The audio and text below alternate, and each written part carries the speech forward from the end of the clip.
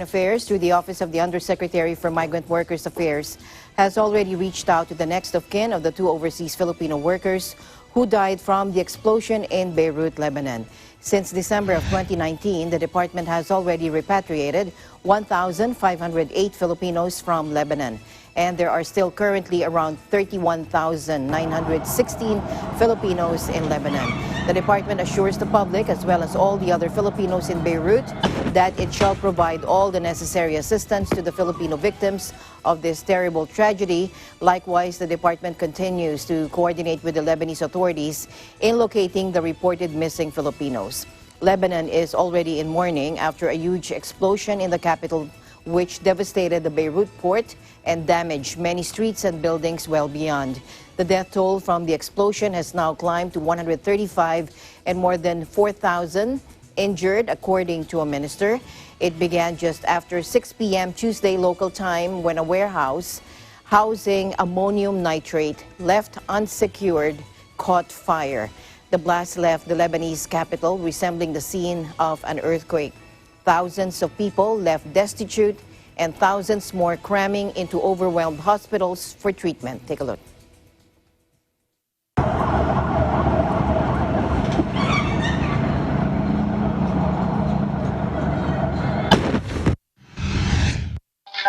May iyak kasi mamaya ano tong kamay ko kaya na hindi pa kasi ito natahi.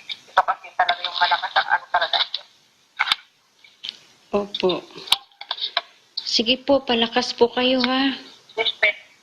Ingat po kayo. Oo, may anak lang kasi may pagpagawa tayong nurse. Opo. Tawag na lang ulit ako message. O sige po, salamat po. Anong na-damage sa'yo? Ito. Oh. Ito ba? Salamin kasi ang nakaano nito. Nasugatan ka ng salamin? Salamin. Tapos dito sa part na ito ng bandage yan. Puro salamin lang. Sa ulo, wala naman? Wala naman. Tapos yun dyan sa paa ko. Tingnan sa paa ko. Ayan. Yung bandage na yan. Yaharang. Sa'yo? Hindi pa naman inano kasi kailangan dapat pag pinahin na natin. Kailangan dapat na-move. Kasi kailangan. Asan na yung madam mo? Wala pa? Yung madam ko nag-travel siya, pero yung assistant niya lang pumupunta dito na talagang nagbabantay lang dito. Tapos? Ayun. Nag-usap naman Buti mayroong nakapag-rescue sa'yo. Papunta dito. Buti nga na talagang loob talaga. Nung nandun pa kami sa Asrape talaga. Talagang. Ay, sa Asrape ka? Akala ko sa Asmiye ka. Asrape kami na ano sis. Yung nakita mo yung sumabog na mga sa logistic, umabot dun sa bahay namin. Pero wala naman daw internal na damage? Wala naman kasi pinaradjoli nila ako lahat. Wala naman, kasi normal naman. Talagang nagla-lockdown talaga yung ano ko talaga. Kasi parang gusto ko talaga matulog talaga eh. Pero sabi ng mga nurse, huwag ka matulog. Sabi niya, pigilin mo. Kasi nga. Pero talagang hindi ko talaga kinaya sis. Kaya tinakbo ko dito sa ICU. Yung asawa mo nagme-message, ginamit niya yung. Nag-usap na kami kanina sis. Kasi talaga yung talagang minisig niya lahat. Pero okay ka na ngayon. Okay na sis. Salamat sa Diyos.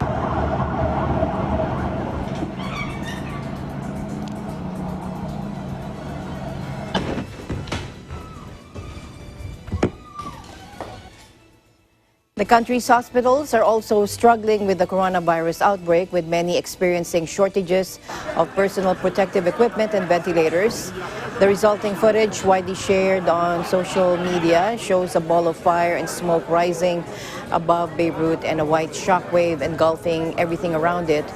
The mushroom-shaped explosion, which seismologists said was logged as the equivalent of a 3.3 magnitude quake, and the scope of the damage drew nuclear analogies in many people's accounts of this tragedy. Already heavily strained by the COVID-19 crisis, Beirut's hospitals were overwhelmed by casualties in need of urgent treatment.